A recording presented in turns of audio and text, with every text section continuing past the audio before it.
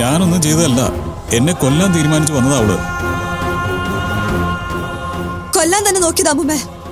ആരെങ്കിലും അത് ചെയ്യണമല്ലോ. അച്ഛൻ ഒന്നോർത്തോ, ഇനി ഞങ്ങളുടെ അമ്മയെ കരയിച്ചിട്ടുണ്ടെങ്കിൽ ഞാൻ ഇതുപോലെ ഇനിയും അച്ഛന്റെ മുന്നിൽ വരും. അത് നന്നായിട്ട് ഓർമ്മ വെച്ചോ. എന്താണ് ഇവിടെ? എന്താരും ഒന്നും പറയാത്തെ?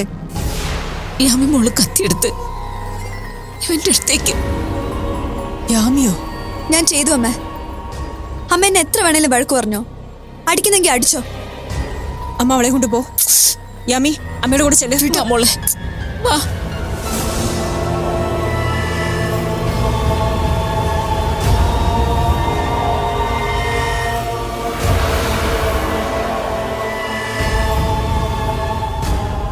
ഞാനെന്റെ സാധനങ്ങൾ എടുക്കാൻ മുറിയിലേക്ക് വന്നതാ, പോകാൻ വേണ്ടി. ഓവേ വരൂ, അത് നിങ്ങളുടെ ഇഷ്ടം. ഇറങ്ങുന്നെങ്കിൽ ഇറങ്ങിക്കോ.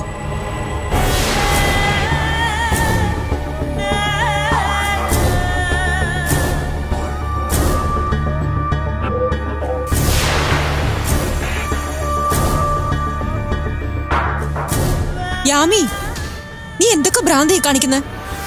ഇങ്ങനെയാണോ അമ്മയെ സ്നേഹിക്കുന്നത്? അമ്മ കത്തിയെടുത്ത് നിനക്ക് വെട്ടിക്കൊല്ലാനായിരുന്നെങ്കിൽ എന്നെ എല്ലാവർക്കും ഇതൊക്കെ ചെയ്യാമായിരുന്നു. ഇതൊന്നും നമ്മുടെ മാർഗമല്ല. ഇനി ആരോട് ദേഷ്യം വന്നാലും ഇങ്ങനെ ഒന്നും ചിന്തിക്കരുത് കേട്ടോ.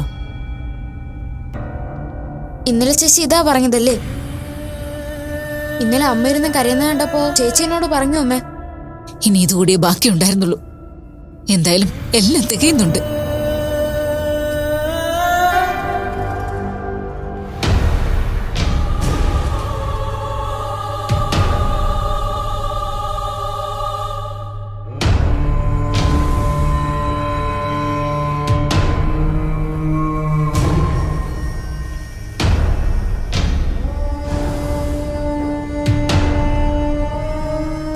എന്നേക്കായിട്ട് പോവാന്നൊക്കെയാ പറഞ്ഞത്.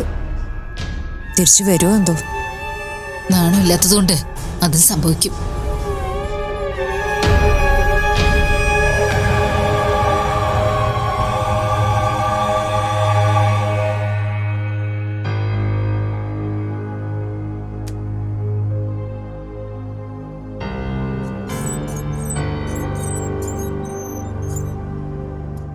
എന്തു പറ്റി കുട്ടിച്ച? ആരാ ഇപ്പൊ വിളിച്ചേ? വിളിച്ചത് ഗംഗാരനാ, മൈഥിലിയുടെ അച്ഛൻ. ഒരുപാട് സങ്കടം പറഞ്ഞു കാണുമല്ലേ? അതാ കുട്ടിച്ചന്റെ മുഖത്തൊരു വിഷമം പോലെ. അയാള് പറഞ്ഞത് സങ്കടമൊന്നുമല്ല, വേണമെങ്കിൽ അല്പം സന്തോഷിക്കാവുന്ന കാര്യമാ. പക്ഷേ അതെങ്ങനെയാ പറയുക, എങ്ങനെയാ നടത്തുക എന്നുള്ളതാണ് പ്രശ്നം. എന്താ? അല്ല, ഗംഗാധരൻ ചോദിക്കുന്നത് ഇതിപ്പോ ആനന്ദും മൈഥിലിയും തമ്മിലുള്ള സൗഹൃദത്തിന് തെറ്റായ രീതിയിൽ ആളുകളെല്ലാം പറഞ്ഞു തുടങ്ങി. ഇതിനിപ്പോ ഒരു പരിഹാരം എന്ന് പറയുന്നത് അവര് തമ്മിൽ ഒന്നിക്കട്ടെ എന്ന് തീരുമാനിക്കുന്നതല്ലേ? സത്യത്തിൽ ഇത് ചെയ്തവനോടുള്ള പ്രതികാരം അങ്ങനെയാ വീട്ടേണ്ടത്, അല്ലേ? കുട്ടിച്ച, നല്ല കാര്യം. ആരുടെ ചിന്തയിൽ വന്നതായാലും മൈഥിലിക്കും മക്കൾക്കും അതുകൊണ്ട് നല്ലതേ വരൂ. അതേടോ, ഇങ്ങനെ ഒരു കഥ പറഞ്ഞ് പ്രചരിപ്പിച്ചതിലൂടെ മൈഥിലിയുടെ ജോലി കളയുക എന്നുള്ളതൊന്നും അല്ല അവരുടെ ഉദ്ദേശം. എന്നാ മൈഥിലിയും ആനന്ദും തമ്മിലുള്ള സൗഹൃദം ഇല്ലാതാക്കുക എന്നുള്ളത് തന്നെയാണ്. അത് കറങ്ങി തിരിഞ്ഞ് ഇങ്ങനെയൊക്കെ സംഭവിക്കുകയാണെങ്കിൽ സാരംഗിന് ഇതിലും വലിയൊരു തോൽവിയില്ല. അതെ, മൈഥിലിയുടെ അച്ഛൻ ഒരു കാര്യം വിളിച്ചേൽപ്പിച്ചു. അത് സാരംഗിനോട് പക വീട്ടാൻ വേണ്ടി കുട്ടിച്ചൻ ഉപയോഗിക്കരുത്. എന്നാ പിന്നെ താൻ എന്താന്ന് വെച്ചാ ചെയ്യ്. കുട്ടിച്ച, എടോ, ഇക്കാര്യത്തിൽ കുഴപ്പക്കാരൻ അവൻ തന്നെയല്ലേ? അല്ല, ഞാനൊന്ന് ചോദിക്കട്ടെ, മൈഥിലിയെ അവമാനിച്ചവനോട് തനിക്ക് പക തോന്നുന്നില്ലേ? താൻ അവളുടെ അമ്മയാണെന്നൊക്കെയല്ലേ പറയുന്നത്? അതെനിക്ക് തോന്നാതിരിക്കുവോ? തനിക്ക് തോന്നാം, എനിക്ക് തോന്നാൻ പാടില്ല. അത് എന്ത് ഏർപ്പാടാ? അല്ല, ഇവിടെ അതൊന്നും അല്ല പ്രശ്നം. മൈഥിലിയോട് ഇതൊന്ന് സംസാരിക്കാൻ പറഞ്ഞിട്ടുണ്ട് ഗംഗാധരൻ. അതാരാ സംസാരിക്കുന്നത്? കുട്ടിച്ചൻ. അയ്യടാ, അത് കൊള്ളാം. അടുത്ത് പിടിച്ചിരുത്താനും ചേർത്ത് പിടിക്കാനും ഒക്കെ ആണെങ്കിൽ അത് തനിക്ക് വലിയ അധ്വാനമില്ലാത്ത കാര്യമാണല്ലോ. ഇതുപോലെ എന്തെങ്കിലും കുഴപ്പം പിടിച്ച കാര്യമാണെങ്കിൽ അത് കുട്ടിച്ചന്. കുട്ടിച്ചന് കാര്യങ്ങൾ കൈകാര്യം ചെയ്യാൻ അല്പം മിടുക്കുള്ളതുകൊണ്ടല്ലേ ഞാൻ അങ്ങനെ പറഞ്ഞത്. അയ്യോ, അങ്ങനെ ഒരു മിടുക്ക് എനിക്ക് വേണ്ട. മൈഥിലിയെ ഒന്ന് വിളിപ്പിച്ചിട്ട് നിങ്ങൾ അമ്മയും മോളും സംസാരിക്കുന്ന നേരത്ത് ഈ കാര്യം ഒന്ന് പറ. അയ്യോ, ഞാനില്ല. ആ, പിന്നെ ഇപ്പൊ എന്താ ചെയ്യാ? അതെ കുട്ടിച്ച, ഒരു കാര്യത്തിന് ഇറങ്ങിത്തിരിക്കുമ്പോ എല്ലാം അറിയണ്ടേ? മൈഥിലിയുടെ തീരുമാനം അറിയുന്നതിന് മുൻപ് കുട്ടികളുടെ തീരുമാനം അറിയണം. അത് പ്രധാനമല്ലേ? യദുക്കുട്ടനോടും യാമിമോളോടൊക്കെ കമല ഇത് ചോദിക്കാൻ തുടങ്ങിയിട്ട് കാലം കുറെ ആയെന്നല്ലേ താൻ പറഞ്ഞത്? അവർക്കതിൽ വിരോധമില്ലെന്ന് അവള് പറയുന്നു. പിന്നെന്താ? എന്നാ പിന്നെ ധൈര്യമായിട്ട് കുട്ടിച്ച മുന്നോട്ടിറങ്ങ്. മൈഥിലിയുടെ അച്ഛനോട് വരാനും പറ. ഇതങ്ങ് നടത്തി കാണിച്ചു കൊടുക്കാന്നേ. ആ, നോക്കാം. നടന്ന നല്ല കാര്യമായി. നല്ലൊരു ജീവിതം അർഹിക്കുന്ന ഒരുത്തിയ അവള്. അതവൾക്ക് കിട്ടിയിട്ടുമില്ല. ഒന്നിച്ച് ജീവിച്ചപ്പോ പോലും സാരംഗ് അവളെ ചതിക്കുകയായിരുന്നല്ലോ. നമുക്കവളെ ഒന്ന് വിളിപ്പിക്കാം. എന്നിട്ട് നേരിട്ട് സംസാരിക്കുകയും ചെയ്യാം. അതേ ഉള്ളൊരു പോംവഴി.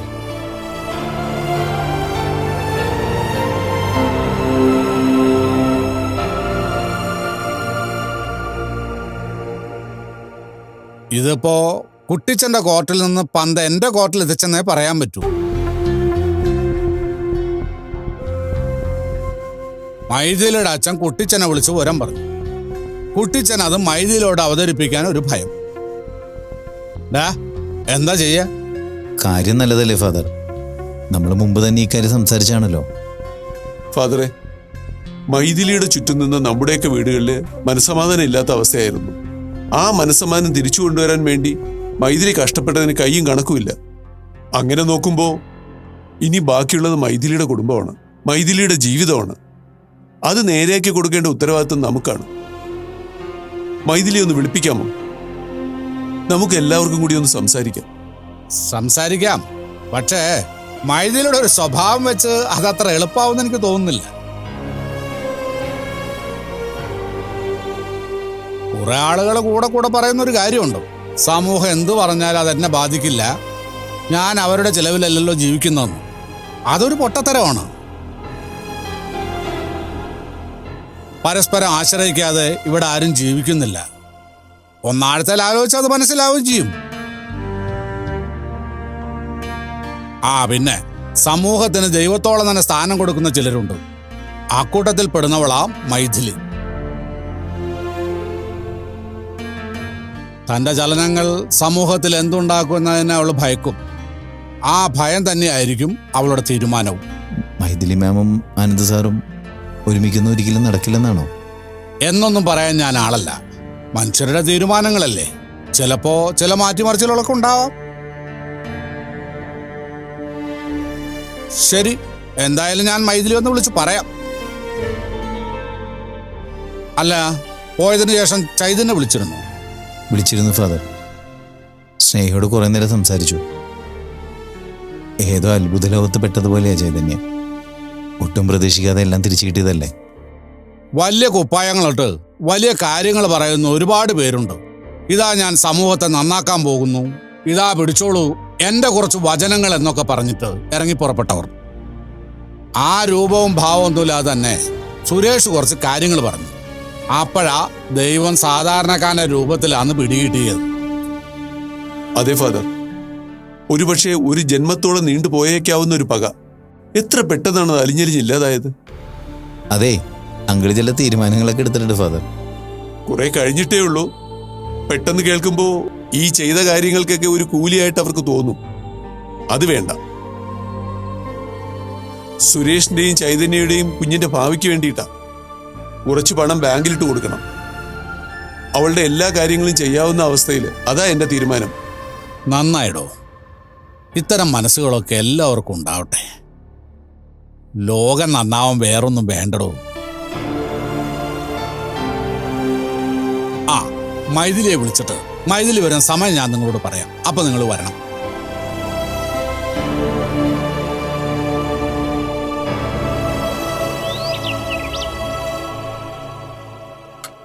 ഇതിപ്പോ ഫുട്ബോൾ കളിക്കുന്ന പോലെയായി. മൈഥിലിയുടെ അച്ഛൻ വിളിച്ച് കുട്ടിച്ചനോട് കാര്യം പറഞ്ഞു. കുട്ടിച്ചൻ അത് തട്ടാതെ മുട്ടാതെ നമുക്ക് പാസ് ചെയ്തു. ഈ വിഷയത്തിൽ ഒരു തീരുമാനം നമ്മൾ ഉണ്ടാക്കണമെന്നാണ് കുട്ടിച്ചൻ പറഞ്ഞിരിക്കുന്നത്. തീരുമാനം ഉണ്ടാകുന്നത് നല്ലത് തന്നെയാ. പക്ഷേ ഈ കാര്യം കൊണ്ട് മൈഥിലിയുടെ മുന്നിലേക്ക് പോവാൻ എനിക്ക് പേടിയുണ്ടേ. ചില കാര്യങ്ങളിൽ ഒരു തീരുമാനം എടുത്താൽ മൈഥിലി ഒരു വിട്ടുവീഴ്ചയില്ലാതെ അതിലങ്ങ് ഉറച്ചു നിൽക്കും. നമുക്കിടയിൽ പലവട്ടം മൈഥിലി ആനന്ദ് കാര്യം വന്നിട്ടുള്ളതാണേ. ഓർമ്മയുണ്ട്. പക്ഷെ അന്നൊന്നും മൈഥിലി ഇതുപോലെ നേരിട്ട് ബാധിക്കുന്ന ഒരു ഇഷ്യൂ വന്നിട്ടില്ല. സാരംഗിന്റെ ചില കമന്റ്സ് ഒക്കെ ഉണ്ടായിട്ടുണ്ട്. അപ്പോ എങ്ങനെ ഇതൊന്ന് അവതരിപ്പിക്കുക? എന്തായാലും നമുക്ക് അങ്ങോട്ട് പോവാം. അവിടെ ചെന്ന് സിറ്റുവേഷനൊക്കെ നോക്കിയിട്ട് കാര്യം പ്രസന്റ് ചെയ്യാം. സംഗതിയൊക്കെ നല്ല കാര്യ, ഞാനും കൂടെ വരാം. പക്ഷേ അവിടെ ചെന്നിട്ട് താൻ മൈഥിലിയോട് സംസാരിക്ക്, ഞാൻ മക്കളുടെ കൂടെ ഇവിടെ ഇരിക്കാന്ന പറച്ചിലുണ്ടല്ലോ, അത് വേണ്ട.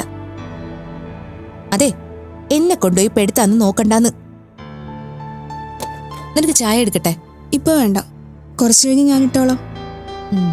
നീ എന്ത് ചെയ്യായിരുന്നു? ഞാൻ ഫോൺ ചെയ്യുമായിരുന്നു. ഞാനും കമലയും തമ്മിൽ സംസാരിച്ചുകൊണ്ടിരുന്നതാ. ഞങ്ങളും മൈഥിലി ആന്റിയുടെ കല്യാണത്തിനെ കുറിച്ചാണ് സംസാരിച്ചുകൊണ്ടിരുന്നത്. ആ, അത് ശരി. അപ്പൊ ചർച്ചകളൊക്കെ ഒരുപാട് നടക്കുന്നുണ്ടല്ലേ? പിന്നെ ഞങ്ങൾ ഈ കാര്യങ്ങളൊക്കെ ചർച്ച ചെയ്യില്ലേ?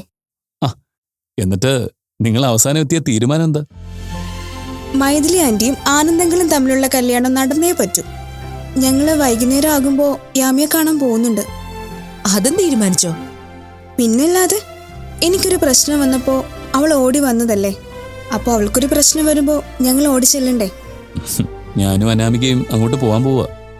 ചുമ്മാ അങ്ങ് പോയാ പോരാ, മൈഥിലി ആന്റിയെ കൊണ്ട് സമ്മതിപ്പിക്കുകയും വേണം. ഒഴിഞ്ഞു മാറാനുള്ള ഒരു മെയിൻ കാര്യമായിട്ട് പറയാൻ പോകുന്നതേ വലിയ മക്കളൊക്കെ ആയില്ലെന്നുള്ള കാരണം പറഞ്ഞിട്ടായിരിക്കും. അത് പറയും ഉറപ്പാ. ആദ്യം ആന്റിയുടെ മനസ്സിൽ നിന്നും അങ്ങനൊരു തോന്നൽ എടുത്തു കളയണം. എന്നിട്ട് പതുക്കെ പതുക്കെ പറഞ്ഞു മനസ്സിലാക്കിയാൽ മതി. അനാമികെ, ഇനി മുതൽ ഇത്തരം കോംപ്രമൈസിനൊക്കെ പോകുമ്പോ ഇവളെ വേണമെങ്കിൽ നമുക്ക് കൊണ്ടുപോവാം. അത്യാവശ്യം നല്ല ഉപദേശത്തിനൊക്കെ ഇവള് വളർന്നിട്ടുണ്ട്. കാര്യം പറയുന്നതിന് എന്താ കുഴപ്പം? അല്ലെങ്കിലും നമ്മുടെ കല്യാണ ജീവിതത്തിന്റെ സിസ്റ്റം ഒന്നും ശരിയല്ല. എത്ര പേരാ ജീവിതകാലം മുഴുവനും ഇഷ്ടമില്ലാത്ത ഭർത്താവിന്റെ കൂടെ ജീവിക്കുന്നത്? എത്ര പേർക്കാ പരസ്പരം ഇഷ്ടം ഉണ്ടായിട്ടും ഒന്നിക്കാൻ പറ്റാത്തത്? എന്തുകൊണ്ടാ? നമ്മുടെ സൊസൈറ്റി എന്ത് കണ്ടാലും ദൂഷ്യം പറഞ്ഞുകൊണ്ടിരിക്കുന്ന ആളുകള്. എത്ര പേരാ ലൈഫ് സാക്രിഫൈസ് ചെയ്യുന്നത്? ഒരാളുടെ ലൈഫ് അയാളുടെ സ്വന്തമാ.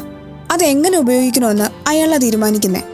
സമൂഹത്തിന് ദോഷം ഉണ്ടാകാത്ത വിധത്തിൽ കാര്യങ്ങൾ ചെയ്താൽ പോരെ. അല്ലാതെ ആളുകളുടെ ഈ ഭൂതക്കണ്ണാടിയെ വെച്ചുള്ള നോക്കിയിരിപ്പുണ്ടല്ലോ, അതൊക്കെ നിർത്തണം. മനുഷ്യന് കുറച്ചുകൂടെ വ്യക്തി സ്വാതന്ത്ര്യം വേണം.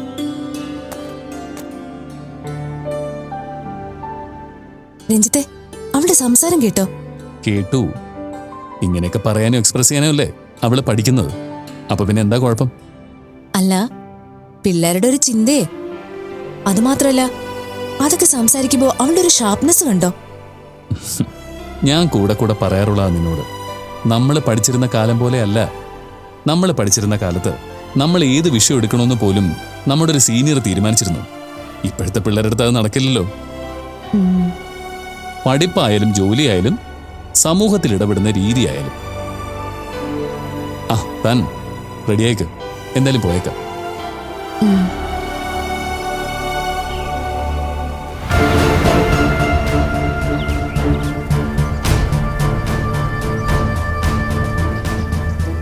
നിങ്ങൾ നല്ല സ്പീഡാണല്ലോ സാറേ.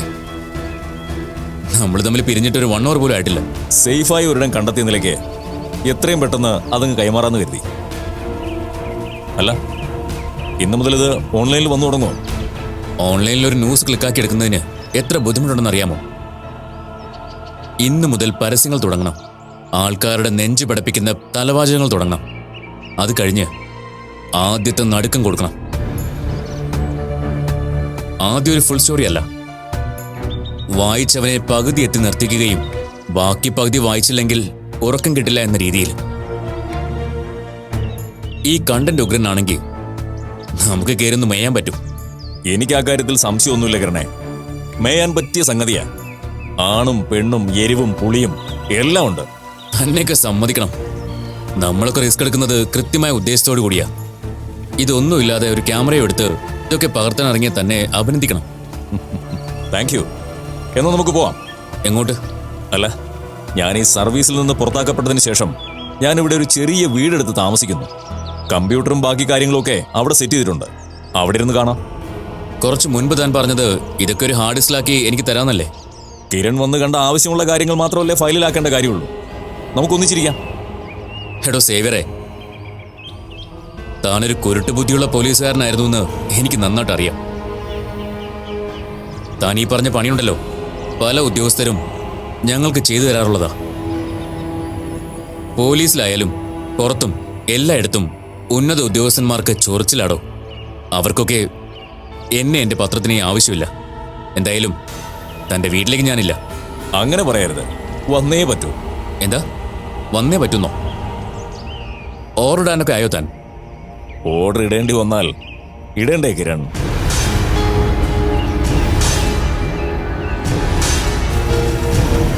എന്നെ കൊണ്ടുപോകാനുള്ള ചങ്കൂറ്റുണ്ടോ എനിക്ക്?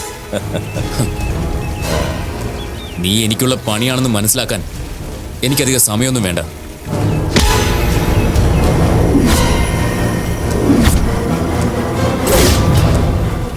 വാകിരണേ, നമുക്ക് കുറച്ച് കാര്യമുണ്ട്.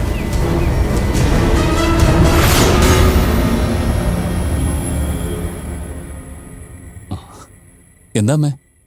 നിങ്ങളിരിക്കെ. കാര്യങ്ങളൊക്കെ നിങ്ങൾക്കറിയാലോ. മുമ്പൊരിക്കലും നമ്മളെല്ലാവരും കൂടി പറഞ്ഞിട്ട് മൈഥിലി നിഷേധിച്ചതാ. പക്ഷേ ഇനി മൈഥിലി ആനന്ദം തമ്മിലുള്ള വിവാഹം നടന്നേ പറ്റൂ. അത് തന്നെ ഞങ്ങളുടെ അഭിപ്രായം. ഇന്ന് ഗംഗാധരേട്ടൻ വരും. മൈഥിലിയോടും ആനന്ദിനോടും ഗംഗാധരേട്ടൻ സംസാരിച്ചോളൂ. അതിനു മുമ്പ് കുട്ടികളുടെ മനസ്സിൽ എന്താണെന്നറിയണം. അത് നിങ്ങൾ രണ്ടുപേരും കൂടി ഒന്ന് ചോദിക്കണം. യാമി, യദു, ഒന്നിങ്ങി വന്നേ. മൈഥിലി ഇവിടെ ഇല്ലേ? ഉണ്ട്, അവളപ്പുറത്തുണ്ട്. എന്താ? അതെ, ഒരു കാര്യത്തിന് നിങ്ങളുടെ അഭിപ്രായം അറിയാൻ വേണ്ടിയാണ് വിളിച്ചത്. അമ്മയെ ആനന്ദങ്ങളിലെയും ചേർത്ത് അച്ഛൻ ഉണ്ടാക്കിയിരിക്കുന്ന പ്രശ്നങ്ങളൊക്കെ നിങ്ങൾക്കറിയാലോ. അമ്മുമ്മയുടെ ഞങ്ങളുടെയൊക്കെ ആഗ്രഹം ആനന്ദങ്ങൾ നിങ്ങളുടെ അമ്മയെ വിവാഹം കഴിക്കട്ടെ എന്ന്. മക്കൾക്ക് എന്താ പറയാനുള്ളത്? നിങ്ങൾക്ക് ആനന്ദങ്ങളുടെ വലിയ ഇഷ്ടമല്ലേ? ആനന്ദങ്ങൾ ജീവിതകാലം മുഴുവൻ നിങ്ങളുടെ കൂടെ ഉണ്ടാവുന്നത് സന്തോഷമല്ലേ? എനിക്ക് കുഴപ്പമില്ല. ഞാൻ ആനന്ദങ്ങളോട് നേരത്തെ ചോദിച്ചിട്ടുള്ളതാ. ഏത് കൂട്ടണം? അമ്മയ്ക്ക് ഇഷ്ടമാണെങ്കിൽ എനിക്കും കുഴപ്പമില്ല. അപ്പൊ പ്രശ്നം തീർന്നല്ലോ അമ്മേ.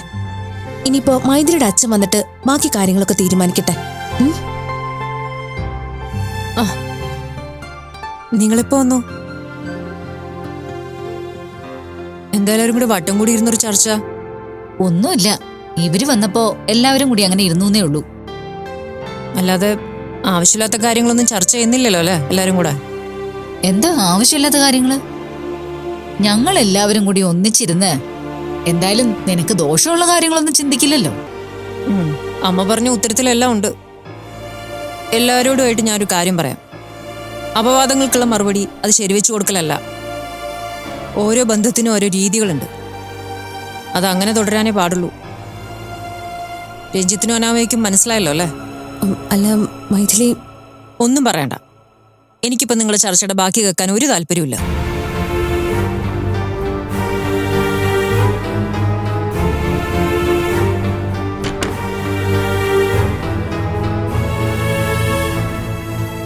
രാത്രിയാവുന്നതിന് മുമ്പ് അവളുടെ അച്ഛൻ ഇങ്ങെത്തും. അതോടൊരു തീരുമാനമാവുകയും ചെയ്യും.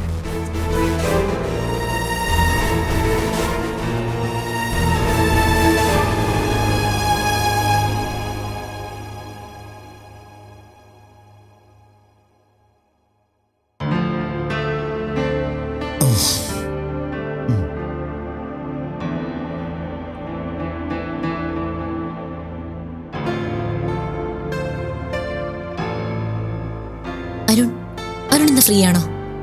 എന്താ, എവിടെയെങ്കിലും പോകാനുണ്ടോ?